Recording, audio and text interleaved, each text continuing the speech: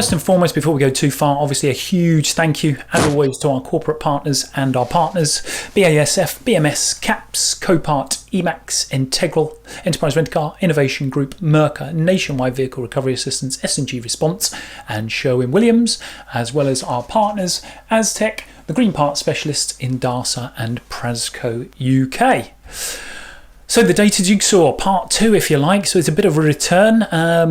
Back in September, I think it was, start of September, we had a little look at data across the industry. What was happening at the time, where was it heading? And we're just going to catch up on that today, as well as bring to the fore some real life activity and what's happening out there. So we've got Jordan Chin, Network Manager, Innovation Group, joins us. Andrew Eade, Head of AD Strategy and Fulfillment at First Central. And we've got Paul Sell, Associate Director at Trend Tracker. So disclaimer, the views and opinions expressed during the following webinar are those of the individual contributors and do not necessarily reflect the official policy or position of the contributor's employer, organisation, committee or other group or individual. Please respect any all contributions and we encourage you to join the conversation via the interactive functions available. So we'll have a little skip through the market intelligence document that we will publish after this webinar, and it's thanks to Paul. He's helped to pull this together with us. Apple Mobility, we're going to skim through this, but as you can see, if you like, a slight drop off in various modalities, walking, public transport and driving, although they're all significantly up. You can see the trend there is a slight reduction. We've also got the Google mobility report, Greater London, and dating back to end of September, it was not a great deal of change there in terms of those percentage figures. Same thing, Greater Manchester, a few slight changes in terms of what's happening there, but again, nothing too significant to note. We've got the Tomtom live traffic data from Bristol, and as you can see, on a week-to-week basis, i.e. the Monday to Friday, or the entire week, that traffic congestion is well up again. Only slight signs, data was drawn yesterday, of perhaps a slight reduction in that Tuesday morning rush hour, and could well be as a result of obviously changes with COVID restrictions at the moment. Birmingham, Wolverhampton, but again, kind of goes against the grain there. Tuesday morning, in fact, the traffic was up. So draw from that what you will. Department for Transport, again, across all forms of road traffic, and you can see they're pretty steady across all forms. And here is the trend tracker graph, and I'm sure Paul will touch upon this very shortly in terms of where we're at with repair estimate volumes year on year. Right, so let's get back to business. Welcome. Thanks very much for joining us, guys. I appreciate the world is an extremely busy place for everybody at the moment. But Jordan, great to have you back. Third time, I think it is, isn't it? Yeah, third time lucky, I hope. Yeah, great to be on. I think we've got a lot of interesting things to discuss, and it's the last one of the year before Christmas, so let's try and keep it positive one, shall we? Absolutely, I like that. We will do our utmost to do that. Talking of Christmas, let's jump straight across to Paul. Look at that jumper, my friend. I am very disappointed with all of your Christmas jumper situations going on here. This is a Christmas webinar. Come on, get into the spirit. There he goes. He's obviously going to lift the spirits. And Andrew, how are you? I haven't seen you for a little while. Yeah, doing very well, thank you. Good stuff, and navigating the challenges that are out there at the moment. Yeah. All right, so let's take it from the top then. So, Paul, great presentation the other week at the face-to-face ARC360 event, Back to the Future. Lovely to get back to it, although I myself wasn't there, obviously, due to COVID, I hasten to add. But the data at the moment, what's it kind of, very snapshot, what's it telling us? Well, firstly, just to confirm, those slides will be available. Mark, I sent them to you earlier, so I hope you can get them out to anybody that's asked or is interested. I have added some notes to them for those that are reading it rather than not seeing it, but I hope they're useful. What's it telling you? Basically, all costs of production, cost of living, inflation, all going up at the moment. In fact, we've seen today, I think the news has presented a 10-year high on inflation. It's got 5.1% in the last 12 months. That's going to continue into next year. That's obviously bleeding through into things like repair costs, to bring it back to our sector. The parts, paint, and labour costs going up, really to reflect the general overhead costs, such as fuel, energy, and so forth. So a real pretty consistent picture on the cost going up. But alongside that, we have motor insurance premiums at a 5-year low. So that creates quite a challenging set of conditions, which is what the presentation was really about. And on top of that, you have this pricing regulation coming in January as a reminder, which means that renewal and new business prices will need to be the same from January. So that's going to present some really interesting challenges in the sector. So that hopefully was a little snapshot of what the presentation was all about. Super stuff. Thank you very much indeed. And Jordan, I'll jump across to you if I may. With that data, I'm sure you guys have been keeping a very watchful eye on that. We all know things are changing in the world at the moment with COVID restrictions. How is that kind of starting to, I suppose, or how is that all of this translating to the real world? And has there been any signs in the last few days in terms of what's happening to kind of claims? So we're currently at about 95 to 98% of claim volume from pre-pandemic levels. It's been consistent for some time around those sort of numbers. However, following the latest government announcement and the instruction to work from home, that has resulted in reduced travel, and I'd imagine will eventually result in reduced claim volume. But we haven't seen that impact just yet on our numbers. Okay, great stuff. Andrew, from your side?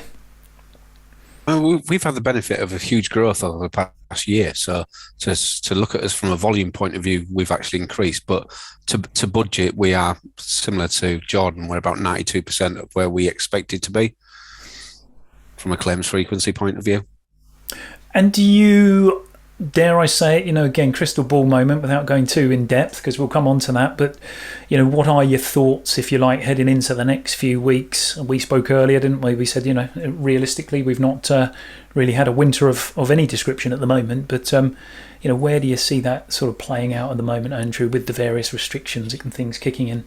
I mean, hopefully we'll see frequency drop off again. I mean, with kids breaking up at the end of the week and half term, we should see frequency on the roads or usage go down, and that should help. I mean, there's some great challenges at the moment in the supply chain for everybody. So I think it'd become as a welcome break. Yeah, and let's kind of, I suppose, pick up on that. How is all of this translating to the real world? And Jordan, I'll come back to you if I may, but challenges, that's probably an understatement at the moment. How are things looking from your perspective right now? What are you hearing from out in the industry? I mean, obviously everyone's busy. It's the same 3 topics that seem to be raised, whether it's lack of staff, lack of parts, lack of mobility solutions. And that's not just an issue in any particular region, but right across the UK and I'd imagine in other countries as well. We're all suffering the same problem there. It's going to be an interesting run up to Christmas and New Year, because traditionally it's probably a quieter time. I mean, there are less working days in December than any other month anyway.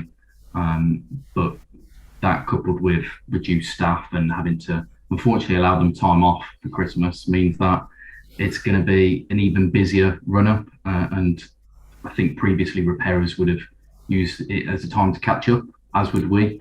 I don't know if we'll be afforded that luxury this time around because of everything that's going on. Yeah, absolutely.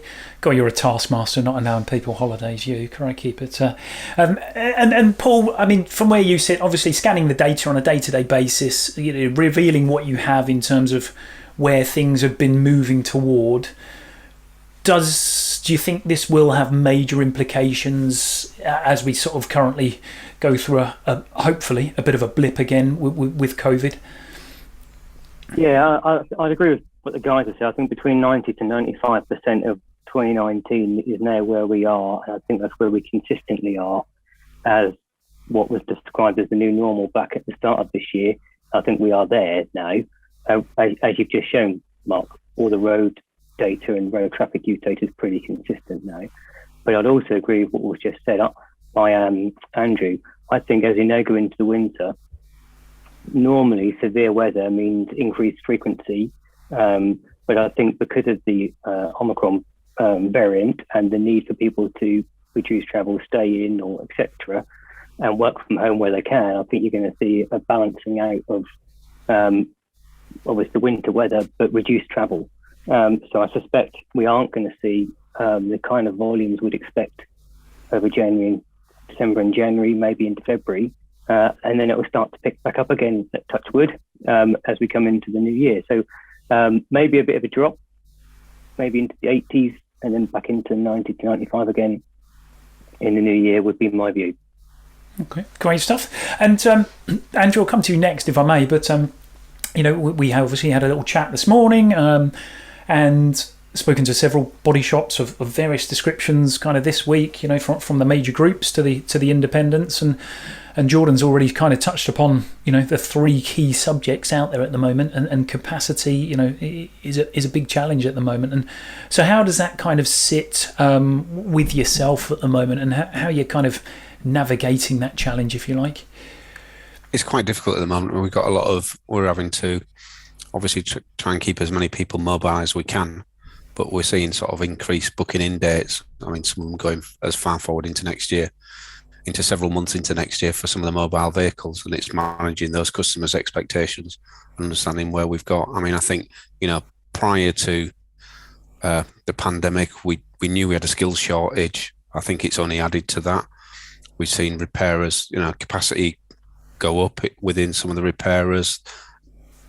We're seeing cycle times increasing, mainly at the front end before the vehicle starts. The actual average time to repair a car is staying the same, but where you're adding 2 to 4 days for part supply, or it's sat on site for 2 days before the VDAs can get to estimate them, it's pushing it at the sort of the front end, and that's having a residual knock-on effect to the overall key-to-key times, which is just sliding everything down the scale, whether it's be hire or courtesy car supply. So yeah, it's really challenging at the moment for both suppliers, repairers, and insurers, I would imagine, managing those expectations with the policyholders, customers. No, I think you've kind of hit the nail on the head there in terms of for everyone is the challenge at the moment, certainly by the sounds of it, and what's going on.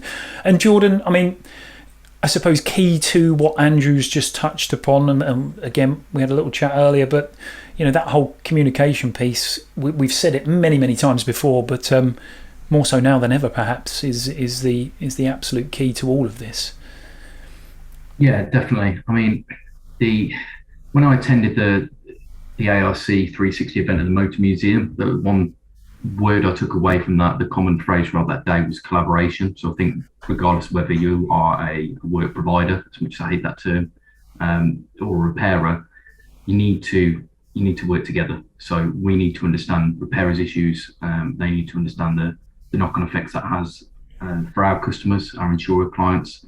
And we're quite fortunate that our customers, being the insurers, are very understanding. They're very aware of what's going on in the industry, so it makes things that little bit easier to have conversations with the customers and the repairers to come to resolutions where we can.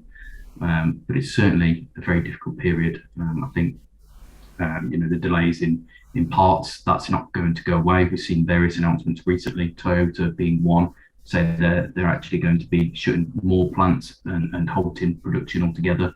So these issues aren't going to go away. I think in the meantime, we need to just figure out how we can work better together, just to make that less disruptive in the meantime. Yeah, definitely. And Paul, from your side, is there kind of new data that you are kind of exploring, looking at the moment to try and get a bit of a handle on this as it kind of unravels?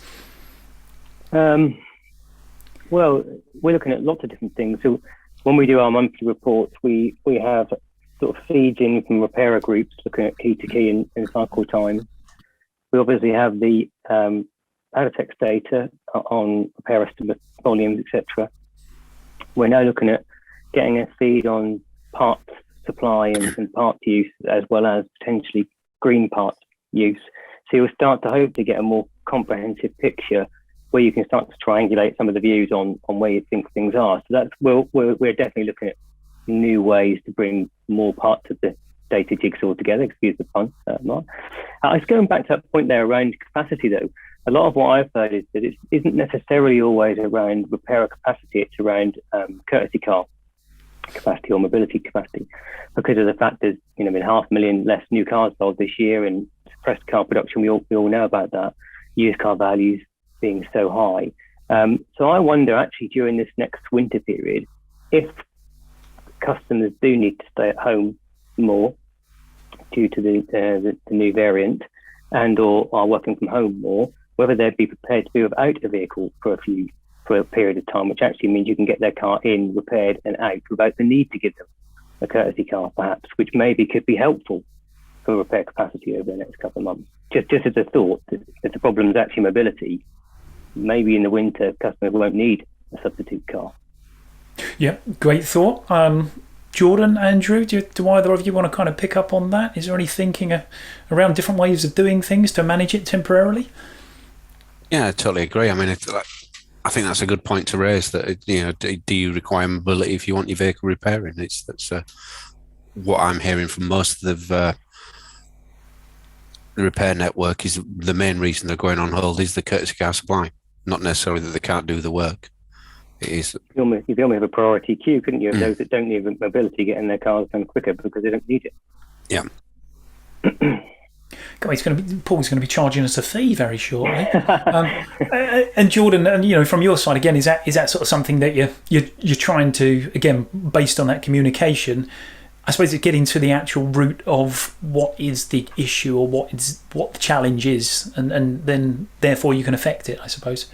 Yeah, absolutely. I think for us, it's all about talking to the customer, understanding, do they have alternative transport means? Do they have access to another vehicle? Can they use public transport? Understanding, what other options are available to them. We're looking at a lot of different things within IG at the moment to see how we can get workaround for that mobility requirement. In some instances, the customers are entitled to it and they'll take that entitlement regardless whether they need it or not. And it's our job really to understand that and work with our insurer customers and the customer and the repairer just to manage expectations really, because those replacement vehicles aren't always available, especially on an immobile claim where that requirement starts pretty much immediately. Okay, and I suppose key themes. Hey, we've kind of spoken about many things this year. Technology. We're starting to get very much into kind of the environmental side of things. We're talking about skill shortages, electric vehicles. A whole host of subject matters, which inevitably we will continue to discuss, and the industry is definitely moving in the right direction. How does that work in the meantime? Are we kind of at the point where actually, without putting too fine a point on it, but does that kind of get put on the shelf for the time being while we navigate this kind of short-term challenge? Any thoughts around that from your side, Andrew? Oh, come off mute. This is always a good thing. Yeah, I sort of agree. I mean, where we sit in our book, we don't see a lot of the new technology, given out the age of our book, but it's certainly coming more and more prevalent into us and causing issues within the network. Yeah.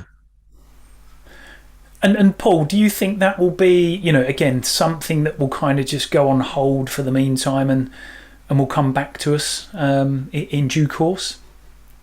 I think in terms of EVs, you can't really afford to put it on hold. If I just look at the SMMT numbers, in 2019 there was 92% internal combustion to 8% battery variation.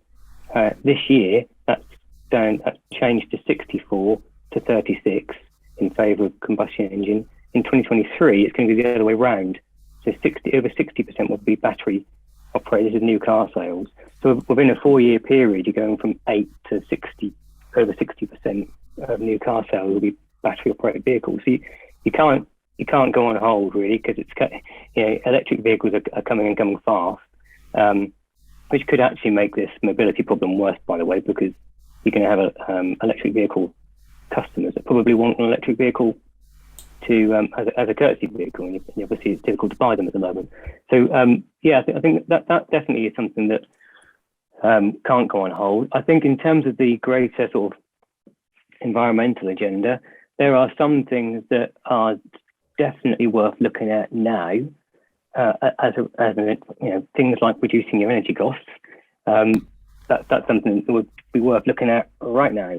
But there are some aspects of the environmental agenda that, yeah, I agree, it might be less of a priority and therefore we'll do later next year. But I think there's opportunities for businesses out there to reduce their overheads by looking at some of the environmental schemes, etc. now. Yeah. And Jordan, from your side, I suppose even shorter term, when it comes to KPIs and various other elements that are involved in contracts, is it a case of kind of almost managing those on a case by case basis at the moment? Is there a little bit of flex, a little bit of leeway taking place, or how's that working? Difficult to say, to be honest. I mean, we've got a varied book of business with multiple clients, and their books on their vehicles vary as well. So we are seeing some of the newer vehicles come through, especially on some of the non-fault work where we don't have the luxury of understanding what book of business that may be, because of course it's a third-party customer to us. So we are seeing the impact of newer vehicle technology. We try to stay ahead of the game, I'd say, with regard to that, understanding what technological capabilities we need within our network. And we're quite blessed with the approved repair network that we have at Innovation Group, because they make things a hell of a lot easier for us. It doesn't mean that it's always simple. We've touched on staff already, and a lot of what I've been talking about this week with the guys at the School of Thought, being ambassador for those guys, is understanding what that skill shortage means, and really to do more than just talk about it as we are now, but to take action on that. Because I think if we don't take steps personally to address a skill shortage, then we can't really expect others to resolve that for us. So a lot of balls in the air I'm not sure that answers the question mark, to be honest, but there's a lot to think about. And whilst KPIs are important, it's for us, I think it's understanding what's behind those numbers. It's not just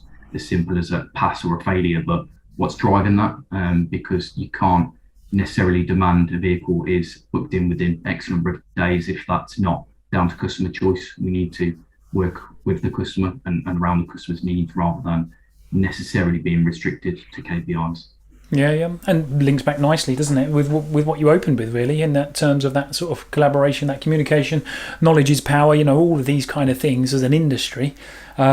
It's what we need, and that is going to be the thing that helps us navigate our way through, resolves the issues, if you like. It's not going to happen overnight, we know that. Andrew's already touched upon those lead times stretching out into early next year. Cars just won't be repaired overnight, kind of thing. It's not going to happen. So it's here for a little while. But let's have a look. Pick up kind of 2022. Then I'm going to ask you to get your crystal balls out now, if you don't mind. That sounded wrong, but you know what I mean. So 2022.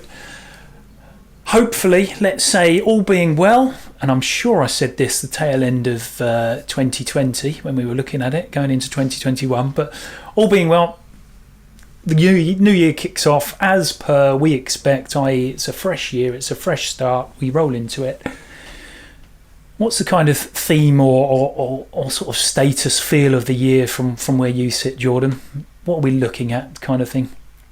Yeah, good question. Difficult question to answer. I think the issue at the moment is with the latest announcement and being a plan B, there's not really anything to compare that with. It's a new set of rules, and I think because there's a little bit of uncertainty, a little bit of ambiguity to what those rules are, I think the public will react differently. I'd imagine there's going to be a dip in volume because it is a plan B that's been rolled out, and people are nervous around this Omicron variant and what we're doing about that to stay safe. So I think short term there may be a small dip as a result of that. Yep. But I'm pretty confident and pretty positive in saying that we'll be back to this sort of 95% number as soon as those restrictions are lifted. Good. And we're trying to kind of steer this towards a positive. We're saying at the moment a slight dip. Hey, great, clear the decks from what we currently have, and and sort of start again, crack on from there.